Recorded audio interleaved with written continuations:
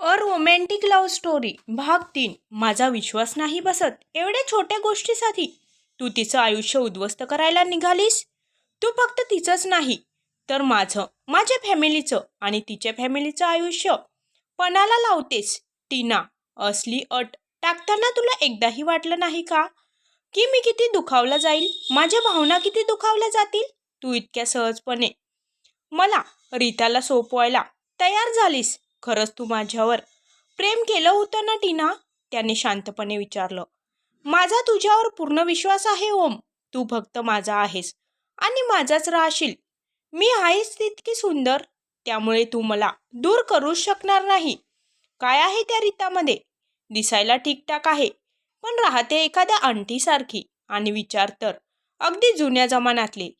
त्यामुळे मला खात्री आहे तुला ती बिलकुल आवडणार नाही. आणि मी आहे ना, तुझ्या लग्नानंतर मी तुला बिलकुल अंतर देणार नाही. टीना म्हणाली. मूर्खासारखं काहीही बोलू नकोस टीना. तुझी अक्कल तरी ठिकाणावर आहे का ग? तू माझा सौदा करतेस, मला त्रास देतेस, याचं तुला काहीच कसं वाटत नाही. तुला खूप घमंड आहे ना स्वतःवर. तुला माझ्या भावनांसोबत खेळताना मजा येते ना. पण पुढे जे होणार आहे ना, त्याच्या परिणामांना तयार राहा. पण यापुढे माझ्याकडून कोणतीही अपेक्षा ठेवू नकोस टीना. Good bye. बोलत त्याने रागात मोबाईल बेडवर फेकला. टीना, तू रीताला जेवढी मूर्ख समजतेस ना, तितकी ती मूर्ख नाहीये. उलट हुशार आणि कर्तबगार आहे ती. गुणांनी भरलेली आहे ती. तिला त्रास देताना मला जो त्रास होणार आहे ना, तो मी शब्दात सांगू शकत नाही. माझी फॅमिली, त्यांचा काय दोष आहे यात? बिचारी किती खुश आहेत. जेव्हा त्यांना सत्य समजेल तेव्हा ते मला माफ करतील का? नाही करणार, कारण आईने मला अशी शिकवण कधीच दिली नाही. कसं मॅनेज करणार मी हे सगळं? तो डोकं गच्च धरून विचार करू लागला. विचार करता करता रात्री कधीतरी त्याला झोप लागली. दुसऱ्या दिवशी तो आवरून ऑफिसला जाण्यासाठी खाली निघून आला. तेव्हा आजोबा कोणासोबत तरी फोनवर बोलत होते. बोलताना त्यांच्या तोंडून रीताचं नाव निघालं तशी त्याची पावलं जागीच थबकली.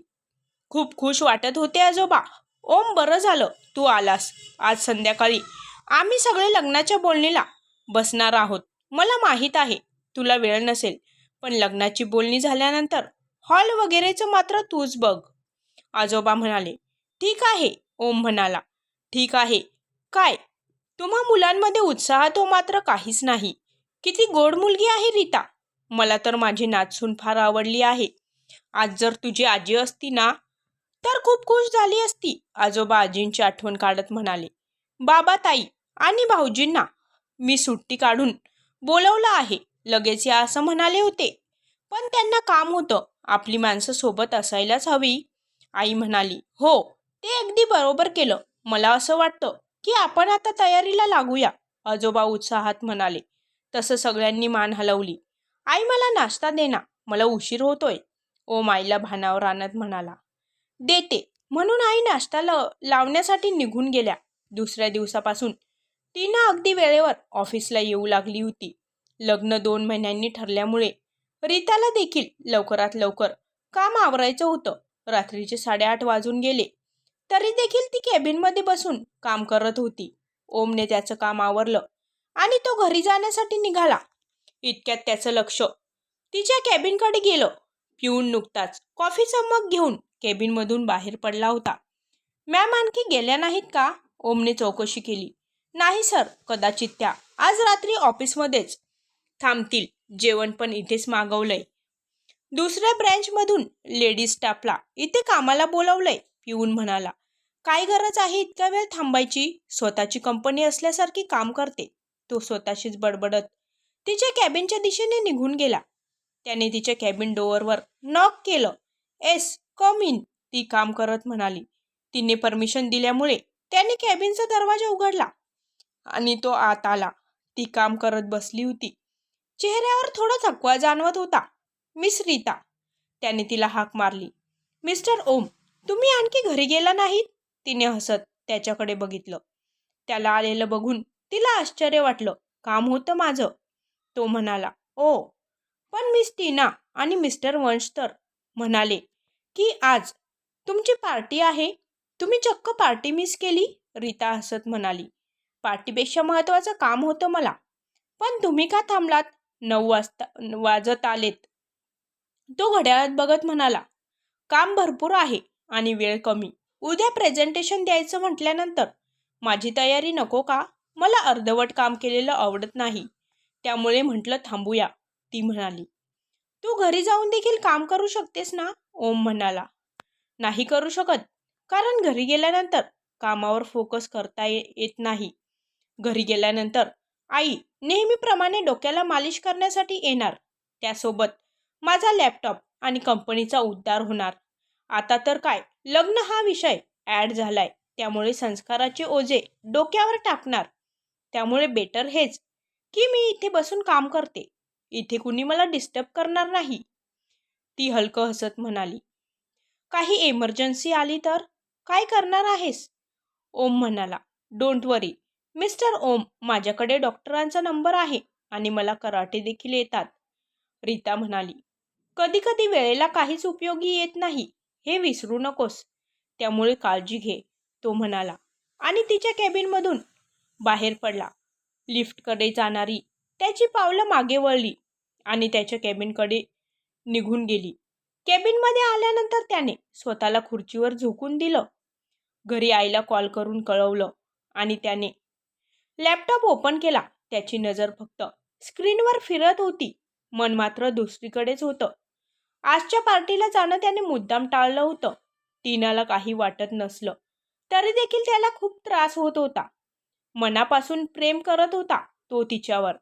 ती जशी आहे तशी तिला स्वीकारण्याचं त्याने ठरवलं होतं. घरून जर विरोध असला तरी त्यांना कसं समजवायचं हे देखील त्यांनी ठरवलं होतं.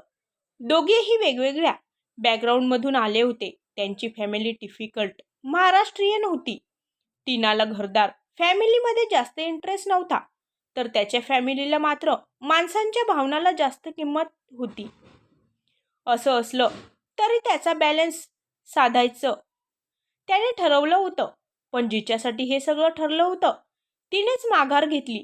त्याच्या इमोशन्सची किंमत 0 ठरली होती. का थांबतोय मी इथे? मी का रीताची इतकी काळजी करतोय? आमचं फक्त लग्न ठरलं आहे, झालं नाहीये, टीना म्हणते. त्याप्रमाणे रीताला त्रास देणं मला कधीतरी शक्य होईल का? नाही होणार. माझ्या घरातून तर तिला फक्त प्रेम आणि प्रेमच मिळेल. फटकारून वागणं हा माझा स्वभाव नाहीये. नको इतका विचार करू ओम. या पुढील आयुष्याला फ्लोमध्ये झोकून दे. तूही काही कमी प्रयत्न केले नाहीस टीनाला समजावायचे. जर तुझं नशीब रीतासोबत जोडलं गेलं असेल तर तू काही करू शकणार नाही, तो स्वतःच्या मनाची समजूत काढत म्हणाला. सकाळी 5च्या सुमारास रीता ऑफिसमधून बाहेर पडली. ओमला बसल्या जागीच झोप लागली होती, पण तिला माहीत नव्हतं की ओम तिच्यासाठी थांबला आहे. ती गेली तसं पिऊनने ओमला कळवलं. तो देखील सगळं आवरून घरी निघून आला. त्याला परत ऑफिसला जायचं होतं, त्यामुळे अर्धा 1 तास आराम करून तो परत ऑफिसला जायला निघाला. तो ऑफिसला आला तेव्हा ऑफिसमध्ये गडबड सुरू होती. वंश लगबगीने रीताच्या कॅबिनमधून बाहेर पडला. वंश, एनी प्रॉब्लेम? टीना अजून आली नाहीये. मॅमने तिचं काम माझ्याकडे सोपवलं आहे. थोड्या वेळात मीटिंग सुरू होईल. डिपार्टमेंट हेड स्वतः मीटिंगला हजर राहणार आहे, त्यामुळे मॅमना रिस्क घ्यायची नाही, वंश म्हणाला. तुम्ही लेट नाईट पार्टी करत होतात का? ओम म्हणाला. 11 वाजता आम्ही घरी निघून गेलो, पण टीनाचं माहीत आहे ना तुला, ती उशिरापर्यंत बाहेर असते. काल रात्री पबला गेली होती. ओके, मॅमना काम पूर्ण करून द्यायचं आहे, वंश म्हणाला. ओम, आज दुपारी लंच सोबत करूया, मला थोडं बोलायचं होतं. ओके, ठीक आहे, बोलून वंश त्याच्या कामाला निघून गेला. बरोबर 11ला 5 मिनिटे कमी असताना टीना ऑफिसला आली. सॉरी वंश, माझं प्रेझेंटेशन बनवायचं राहिलं होतं. थांब पटकन करते, टीना म्हणाली. काही गरज नाही त्याची, तू आली नसतीस तरीही चाललं असतं. मीटिंग टाइम झाला आहे. इच्छा असेल तर ये, नाहीतर नाही आली तरीही चालेल. वंशने त्याचा लॅपटॉप उचलला आणि मीटिंग हॉलमध्ये निघून गेला. आता याला काय झालं? टीना म्हणाली. टीनाने लॅपटॉप उचलला आणि ती बाहेर पडली. रीता नेहमीप्रमाणे मीटिंग हॉलमध्ये हजर होती. ती वंशला काही ना काही इन्स्ट्रक्शन देत होती. डिपार्टमेंट हेड कॉन्फरन्स रूममध्ये हजर झाले. सोबत ओम देखील होता. रीताने त्यांना ग्रीट केलं आणि बसायला सांगितलं. 5 मिनिटात रीताने प्रेझेंटेशनला सुरुवात केली. जवळजवळ 1 तास ती एकटीच बोलत होती. वंश तिला असिस्ट करत होता. टीना तोंडावर 12 वाजल्यासारखे बसली होती, तर ओम पापणी न हलवता रीताकडे बघत होता. काल रात्रभर जागून तिने जे काम केलं होतं ते आज फळाला आलं होतं. डिपार्टमेंट हेड तिच्या कामावर खूप खुश झाले होते हे स्पष्ट दिसत होतं. Very nice presentation miss Rita. या प्रेझेंटेशन कडून आणि तुमच्याकडून कंपनीला खूप अपेक्षा आहेत. Hope you will do best. Yes sir. Presentation करताना कामामध्ये काही प्रॉब्लेम असेल तर तुम्ही मला सांगू शकता, रीता म्हणाली. मिस्टर शर्मा यांनी तुम्हाला जी टीम दिली आहे त्यात काही बदल हवा असेल तर तुम्ही मला सांगू शकता. नो सर, माझी टीम एकदम बेस्ट आहे. मला खात्री आहे आम्ही सगळे मिळून हा प्रोजेक्ट सक्सेसफुली पूर्ण करू. गुड लक एव्हरीवन. असं बोलत डिपार्टमेंट हेड कॉन्फरन्स रूममधून निघून गेले. ते गेले तसं रीता रिलॅक्स होत चेअरवर बसली. थकली होती ती. कालपासून तिचं नॉन स्टॉप काम सुरू होतं. रात्रभर देखील ती जागीच होती. तिने समोरील पेपर उचलले आणि फाईलमध्ये ठेवले. तिला अजूनही शांत बसलेलं बघून टीनाला आश्चर्य वाटलं. त्यात तिने सरांनी टीम बद्दल विचारल्यानंतरही टीनाची तक्रार केली नव्हती याचं देखील तिला आश्चर्य वाटत होतं. थँक्यू मॅम, तुम्ही सरांसमोर माझी तक्रार केली नाही. ॲक्च्युली मी आज सकाळी लवकर येऊन काम पूर्ण करणार होतेच. पण टीना म्हणाली. मिस टीना, यापुढे तुम्ही काम करायचं की नाही हे मी नाही, कंपनी ठरवणार. तुम्ही माझ्या टीममध्ये असाल पण कोणतंही काम तुमच्यावर सोपवलं जाणार नाही. जर टीममधील कुणाचं यावर ऑब्जेक्शन असेल तर त्यांनी डायरेक्ट डिपार्टमेंट हेड यांच्याकडे तक्रार करावी. माझा याच्याशी काही संबंध राहणार नाही, रीता हसत म्हणाली. तिने लॅपटॉप बॅगमध्ये ठेवला.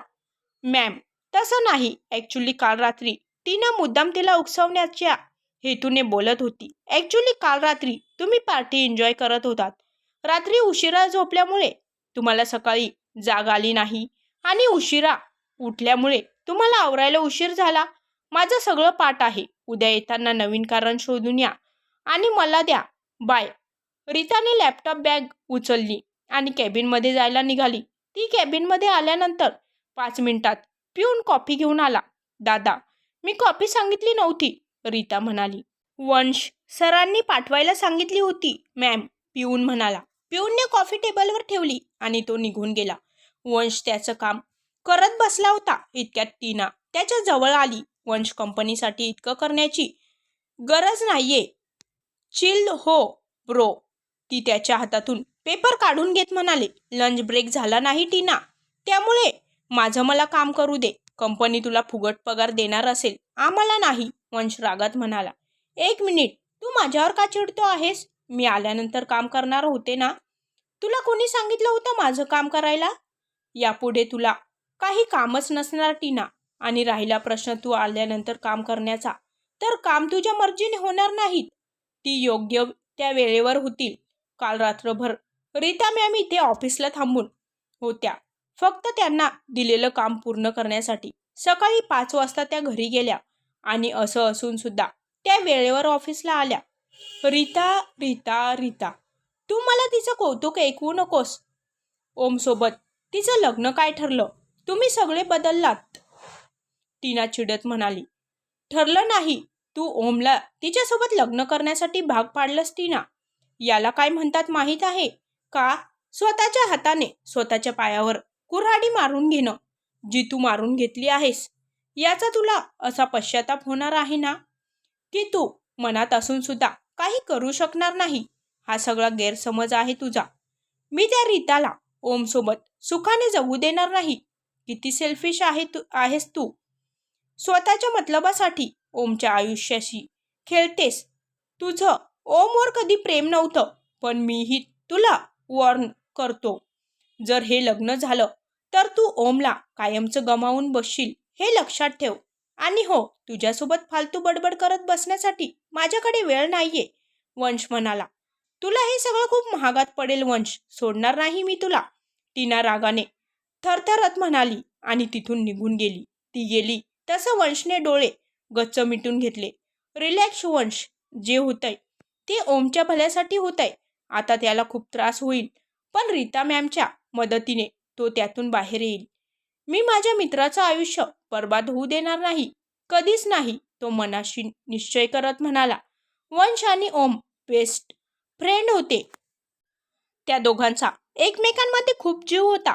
कॉलेजला आला तेव्हा वंश खूप साधा होता. एका गरीब घरातून आलेला हुशार मुलगा. ओम सोबत मैत्री झाली आणि त्याचं आयुष्य बदललं. त्याच्या घरात देखील वंशला स्वतःच्या मुलासारखीच वागणूक मिळाली. आजपर्यंत ओमने त्याच्यासाठी खूप काही केलं होतं, पण कधी उपकार केल्यासारखं केलं नव्हतं. त्यामुळेच वंशचा जीव होता ओममध्ये. टीनाने जेव्हा ही अट टाकली तेव्हा तोही शॉक झाला होता. तसं तर टीना त्याला कधीच फारशी आवडली नव्हती, पण ओममुळे तो तिला सहन करायचा. आता मात्र तोही प्रश्न नव्हता. टीनाने टाकलेल्या अटीनंतर त्याने स्वतः रीताची चौकशी केली होती. रीताबद्दल त्याला सगळं चांगलंच ऐकायला मिळालं होतं. आता तर तो तिच्यासोबत काम देखील करत होता. तिथेही तिचं वागणं अगदी व्यवस्थित होतं. त्यामुळे त्याला मनापासून वाटत होतं की ओमचं लग्न रीतासोबत व्हायला हवं, ज्यासाठी तो पूर्ण प्रयत्न करणार होता. तो त्याच्या मित्राचं आयुष्य बर्बाद होऊ देणार नव्हता, हे नक्कीच होतं. लंच टाइम झाला तसा वंश कॅन्टीनला यायला निघाला. ओमही कॅन्टीनकडे जायला निघणार तसं त्याच्या कॅबिनवर नॉक झालं. एस कम इन, तो उठत म्हणाला. त्याने दरवाजाच्या दिशेने बघितलं. दिनेश, रीताचे वडील, दरवाजा उघडून आत आले. अरे काका, तुम्ही या ना आत. रीताच्या वडिलांना बघून त्याला आश्चर्य वाटलं. सॉरी, असं न विचारता आलो. तरी रीता मला म्हणत होती तुमची अपॉइंटमेंट घेऊन भेटायला यावं लागतं. रीताचे वडील दिलगिरी व्यक्त करत म्हणाले. इट्स ओके, तुम्ही बसा ना. ओम म्हणाला. नाही, नको, मला जरा कामासाठी बाहेर जायचं आहे. रीताच्या आईने तिच्यासाठी डब्बा पाठवला होता, म्हणाली तुम्हालाही द्यावा. रीताचे बाबा लंच बॉक्स त्याच्या टेबलवर ठेवत म्हणाले. तुम्ही कशाला त्रास घेतला एवढा? ओम म्हणाला. त्रास कसला? त्यात रीतासाठी आणणारच होतो मी. सकाळी घाईत टिफिन विसरून आली ती. नाश्ता पण नीट केला नाही. कामासमोर दुसरं काही दिसत नाही तिला, त्यामुळे तिच्यासाठी गरमागरम जेवण घेऊन आलो. जेवल्यानंतर बरं वाटेल तिला. तुम्ही देखील जेवून घ्या, रीताचे बाबा म्हणाले. ॲटलिस्ट चहा कॉफी तरी घ्या, ओम आग्रह करत म्हणाला. आता नको, नंतर कधीतरी घेईल, बाबा म्हणाले. त्यांनी ओमचा निरोप घेतला आणि ते निघून गेले. ते गेले तसं ओमने एकदा टेबलवरील टिफिनकडे बघितलं. किती प्रेमाने जेवण घेऊन आले होते ते. त्यावरून रीतावर खूप जास्त प्रेम आहे त्यांचं, हे स्पष्ट दिसत होतं. तो विचारात हरवला असताना त्याचा मोबाईल वाजला. वंशचं नाव वाचून त्याने पटकन टिफिन हातात घेतला आणि तो कॅन्टीनला निघून आला. ओम कॅन्टीनमध्ये आला तेव्हा वंश टेबलवर बसून त्याची वाट बघत होता. सॉरी वंश, यायला थोडं लेट झालं, ओम म्हणाला. ओम वंशच्या समोर बसला. दोघांनी आपापले टिफिन काढले आणि एकमेकांसोबत शेअर करू लागले. आज 2 टिफिन कसे काय? वंशने प्रश्नार्थक नजरेने विचारलं. रीताच्या वडिलांनी एक टिफिन आणलाय. आज ते तिच्यासाठी टिफिन घेऊन आले होते. सोबतच माझ्यासाठीही आणला. लकी आहेस तू. माहीत नाही वंश, पण अपराधी असल्यासारखं वाटतंय, हे मात्र नक्की, ओम म्हणाला. तू स्वतःहून स्वीकारलं आहेस हे नातं, ओम, वंश म्हणाला. हो, माहीत आहे मला. बरं, मला हे सांग की तू टीनावर इतका उखडला का होतास? आज परत रीता काही बोलली का? ओम म्हणाला. नाही, यापुढे टीनाला कुठलंही काम सांगायचं नाही, असा निर्णय मॅमने घेतलाय. ज्यांना कुणाला ऑब्जेक्शन असेल त्यांनी स्वतः जाऊन कंप्लेंट करायची. मॅम यामध्ये पडणार नाहीत. आज एका प्रेझेंटेशनमुळे सगळं मेस झालं असतं. मॅम ऑफिसमध्ये आल्यापासून त्यावरच काम करत होत्या, वंश म्हणाला. हो, मी माझं समजवायचं काम केलं. याहून जास्त मी काहीही करू शकत नाही. माझ्यासोबत बोलण्यासाठी आली होती ती, पण मी खरंच सांगतोय, मला यापुढे तिच्यासोबत बोलायचं नाही. तुझं प्रेम आहे, तू सहन करशील, पण तुझा त्रास माझ्याने बघवणार नाही, वंश जेवण करत म्हणाला. चटणी एकदम मस्त बनली आहे ना? वंश ओमला म्हणाला. हो, जेवण एकदम टेस्टी आहे. कदाचित रीता मॅमला बटाट्याचे काप आवडत असावेत. खूपच छान आहेत. त्यात त्यांच्या घरचेही एक नंबर जेवण आहे. लाडकी आहे ती त्यांची, तर एवढं प्रेम असणारच ना, ओम म्हणाला. ते देखील आहेच, वंश म्हणाला. दोघांनी टिफिन संपवला आणि संध्याकाळी भेटायचं ठरवून दोघे आपापल्या कामाला लागले. आज बाहेर शॉपिंगला जायचं असल्याने काम आवरल्यानंतर रीता ऑफिस बाहेर पडली. घरून एकामागून एक कॉल येत होते. आशा, आलेच ग मी. किती गडबड तुमच्या सगळ्यांची. ऑफिस टाइम तर संपायला हवा ना. रीता मोबाईल कानाला लावत लिफ्टमध्ये जात म्हणाली. दीदी, अर्धा तास झाला. कधी येते तू? आशा म्हणाली. तुम्ही तुमची शॉपिंग करून घ्या ना मग. मी सांगितलं होतं ना, ऑफिस टाइम संपायचा बाकी आहे.